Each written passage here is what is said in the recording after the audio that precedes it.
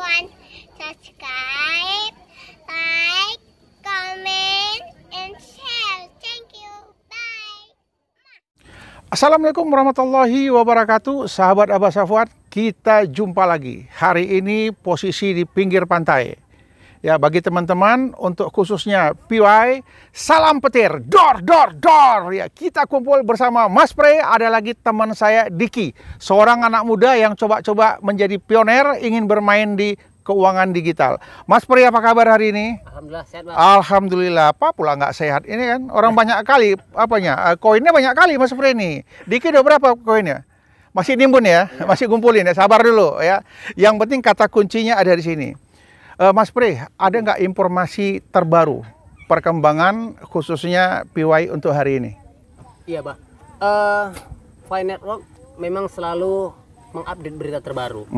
Nah, hari ini berita terbarunya adalah perbaikan nama. Perbaikan nama. Iya. Jadi nama yang sudah kita masuki disuruh kontrol lagi perbaikan. Iya. Karena waktu kita mendaftar pertama itu ada membuat nama depan dan nama belakang. Oke. Nah, kalau dia 2 karakter, misalnya namanya Dedi Saputra gitu, berarti nama depan Dedi, nama belakang Saputra. Gitu. Kalau misal namanya Dedi saja, itu Dedi. Nah, tetapi ketika kita mendaftar, kita dikasih waktu 14 hari untuk perbaikan nama. Oh gitu. Nah, karena apa? Karena kalau tidak, karena di situ ada sinkronisasi ya, verifikasi Facebook dengan nomor telepon. Nah, bisa-bisa nanti nama kita yang jadi nama Facebook.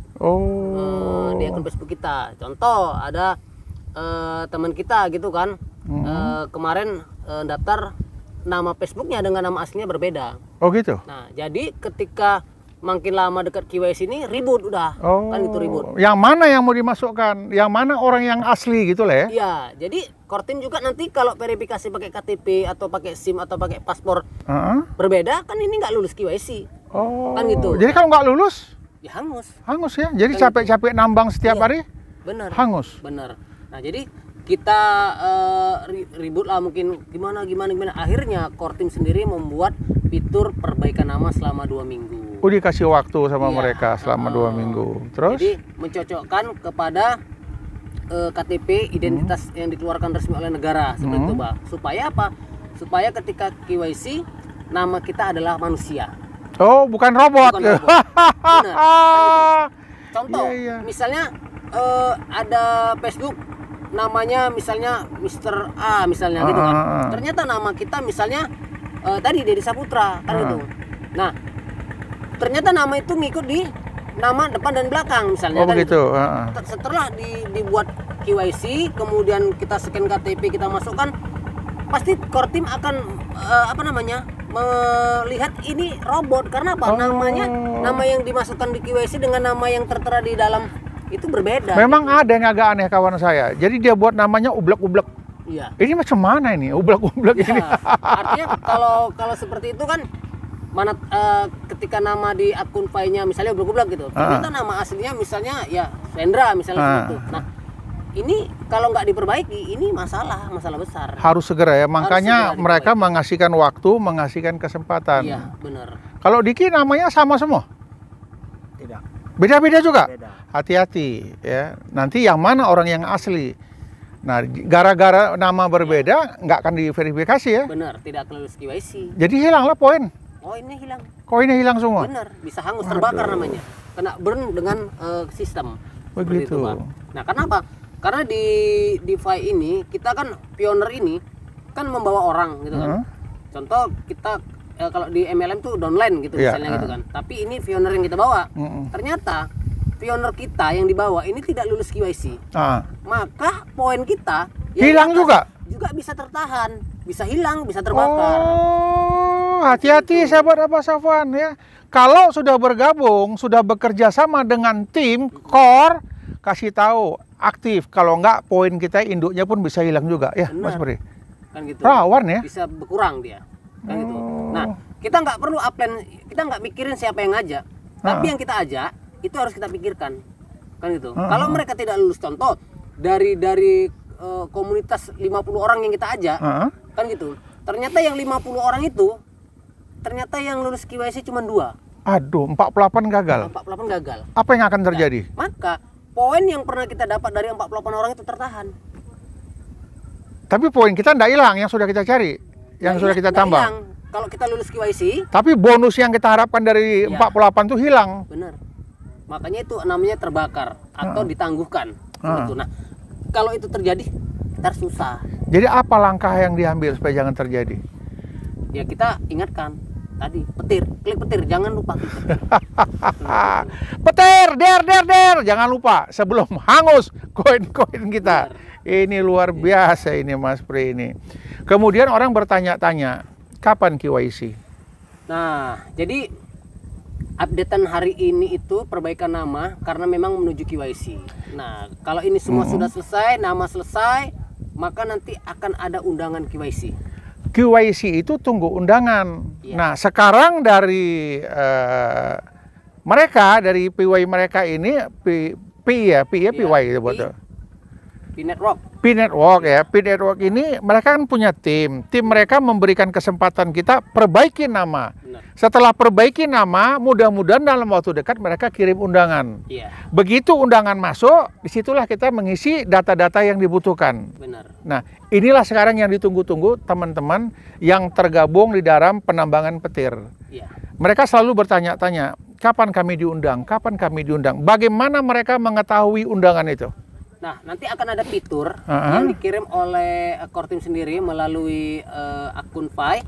Nah, itu artinya undangan ketika KYC, konon kabarnya itu 500.000 slot yang akan dikirimkan kepada setiap negara dulu. 500.000, itu bukan hal yang sedikit itu. Benar. Ya, kita berharap kesempatan itu jangan kita lewatkan, segera kita isi data, karena kita berpacu dalam waktu.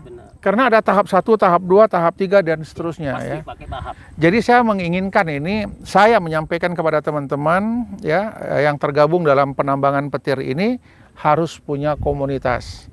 Karena di dalam komunitas itu dia akan dapat banyak informasi. Kalau dia kesulitan, dia butuh informasi, dia tanya di grup. Maka teman-teman grup akan menjawab. Betul itu. Iya. Artinya kan memang begini, setiap bisnis itu pasti ada komunitasnya, Bah.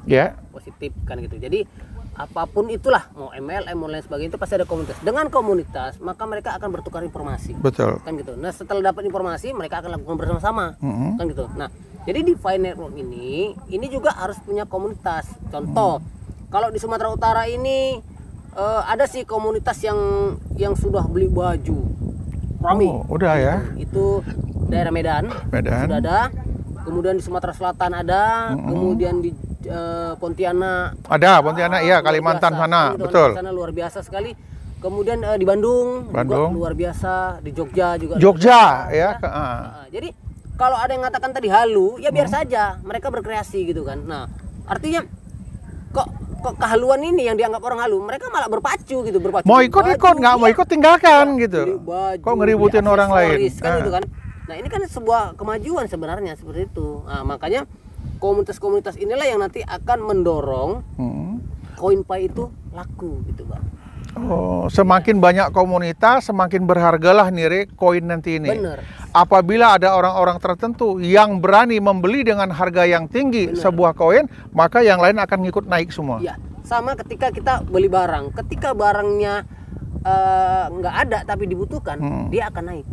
Itu hukum dagang lah, ekonomi ya, demand and supply ya. Ingat masker, Bah? Iya. Nah, ketika nggak ada, harganya luar biasa. 250.000 harga masker satu kotak Ki. Sekarang 8.000 satu kotak masker. Ini luar biasa.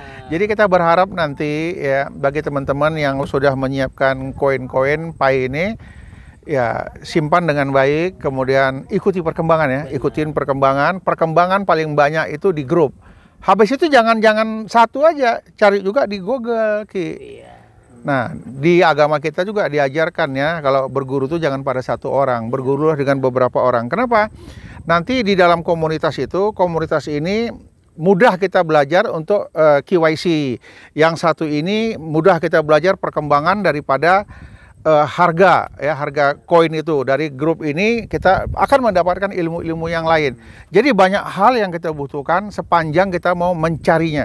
Tapi kalau kita nggak cari, kita diam-diam aja, maka pengetahuan kita terbatas, ya hanya sampai di situ saja. Tapi begitu kita masuk grup di WA, kita akan kelihatan. Masuk grup di Facebook, teman-teman yang lain banyak posting. Hari ini diperkirakan harga sekian. Hari ini ada informasi terbaru. Hari ini ada seperti ini. Karena kita ikut grup. Jadi kayak kita berharap teman-teman yang ikutlah di PI Network ini mengikuti perkembangan yang ada, kemudian bergabung di beberapa grup. Yang Mas Pri ketahui untuk Sumatera Utara ada berapa grup? Kalau di Sumut yang kita lihat itu ada grup di Medan. Itu luar biasa, itu ada perkumpulan di Medan tuh, ada di Tembung kan gitu kan. Tembung tuh besar juga. Medan pun banyak grupnya, bukan satu ya. Dan kemarin mereka pertemuan di Sunggal. Kan gitu. Nah, kemudian ada juga di grup di Kisaran. Kisaran. Ada. Kemudian ada grup di Labuan Batu.